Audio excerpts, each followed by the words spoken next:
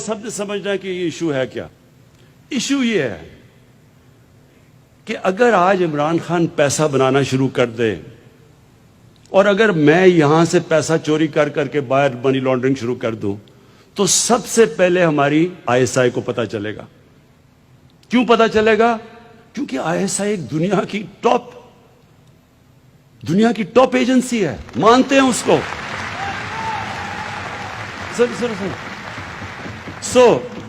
یہ ذرا سمجھنے کی کوشش کریں آپ. مجھے اس لیے نہیں پرابلم کیونکہ آئی ایس آئی کو پتا ہے کہ عمران خان کیسی زندگی گزار رہا ہے. ان کو کیوں پرابلم ہے؟ کیونکہ باقی سارے اداروں کو تو یہ کنٹرول کر کے بیٹھ جاتے ہیں. جو سپریم کورٹ کے اندر جب وہ کیس چل رہا تھا پینما کا، تو سپریم کورٹ کے اندر جسٹس کھوسا نے کیا کہا تھا؟ انہوں نے کہا سارے پاکستان کے ادارے مفلوج کر دیے گورنمنٹ نے.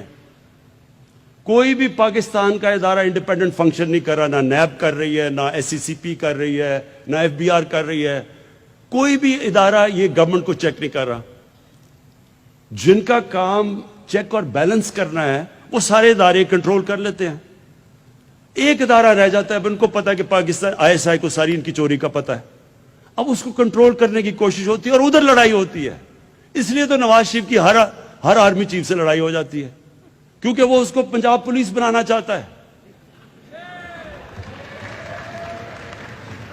اور کیونکہ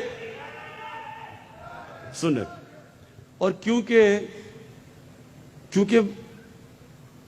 کیونکہ فوج کو پتا ہے، جب ان کو پتا چل جاتا ہے وہ جا کے چپ کر کے بتاتے ہیں ان کو کہ دیکھیں جی آپ نے ادھر اتنی کمیشن لے لی، ادھر اتنا پیسہ بنا لیا.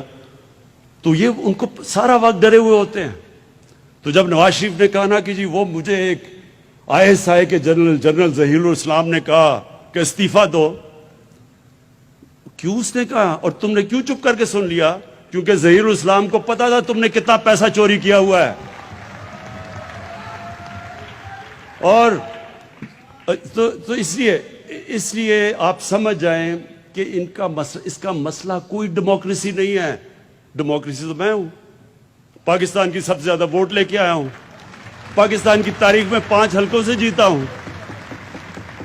اور یہ جو کہتے ہیں کہ الیکشن میں دھاندلی ہوئی، ذرا کوئی الیکشن کا ریکارڈ تو دیکھ لیں 2013 کا اور 2018 کا. صرف ریکارڈ اٹھا کے دیکھ لیں. 2013 میں 140 تقریباً پٹیشنز تھیں جنہوں نے الیکشن کو کویسچن کیا 2013 میں نیشنل اسمبلی میں، اور 2018 میں 90 تھیں، اور 90 میں سے آدھی تحریک انصاف کی تھی. تو اگر پٹیشنز بھی آدھی آئی، 50% کم آئی ہیں، ان میں سے آدھے پی ٹی آئی تھی.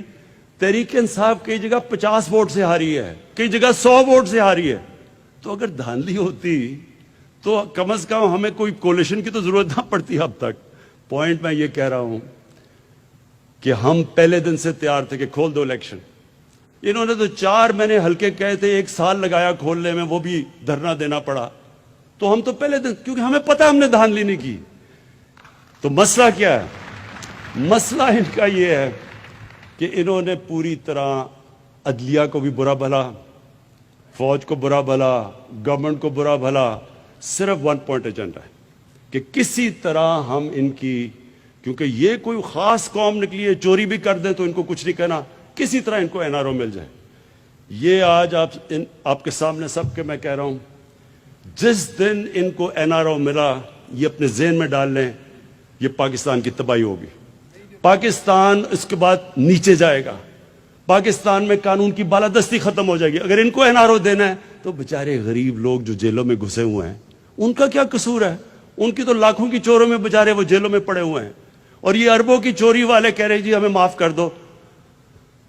تو آخر میں ان کو بھی پیغام دینا چاہتا ہوں کہ آپ نے جو مرضی کرنا ہے، جتنے مرضی جلسے کرنے ہیں، جدھر آپ نے قانون توڑا، میں آپ کو آج واضح کر رہا ہوں کہ میں سیدھا آپ جیل میں جائیں گے، اور وہ جیل میں نہیں، اب وی آئی پی جیل میں نہیں جائیں گے، اب جائیں گے جدھر عام بیچارہ غریب آدمی، غریب جدھر مجرم جاتا ہے.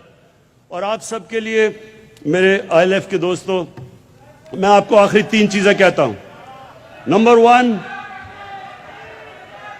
سن لیں، नंबर 1, इंशाल्लाह सारे मैं वकीलों को हेल्थ कार्ड दिलवाऊंगा।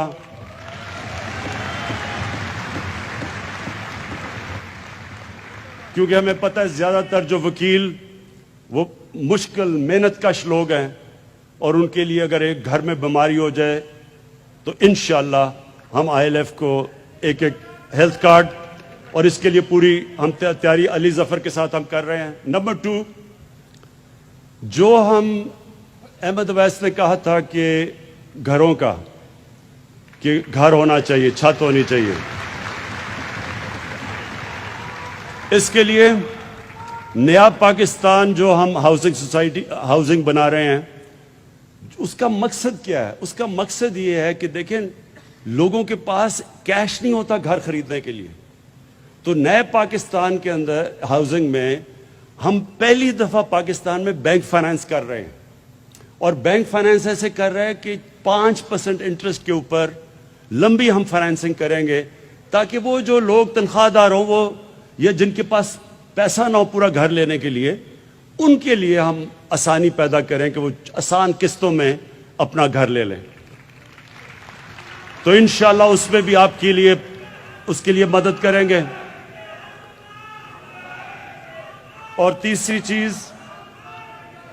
चीज ये जो अभी बात की अहमद अवैस ने, ये सारी दुनिया में होता है।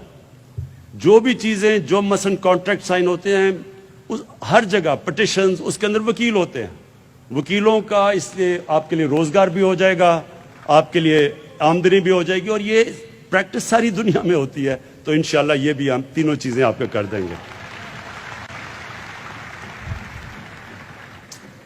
और ये आप सबके लिए ILF दूर दूर से आप आए हुए हैं, मैं आपका शुक्रिया अदा भी करता हूं। मैं आपको भी अली जफर इस फंक्शन का आपको खराज तहसीन पेश करता हूं, और मैं ये चाहता हूं कि आप सब पाकिस्तान के फ्यूचर लीडर्स बने, आप सब पार्टिसिपेट करें पॉलिटिक्स में। कायद आज़म मोहम्मद अली जिन्ना एक मेरा लीडर मैं मानता हूं, और वो है कायद आज़म मोहम्मद अली जिन्ना, और वो एक बैरिस्टर थे, बेहतरीन। उन्होंने, कायद आज़म ने हमें असल में बताया कि पॉलिटिक्स क्या होती है, नजरिया क्या होता है, ईमानदारी क्या होती है, और मैं चाहता हूं कि आप सब वकील उनकी मिसाल के ऊपर चलें। बहुत बहुत शुक्रिया। वज़ीर आज़म इमरान खान इंसाफ लॉयर्स फोरम से खिताब कर रहे थे। इसमें उनका कहना था कि मुल्क भर के वकला को सेहत कार्ड देने का ऐलान करता हूं।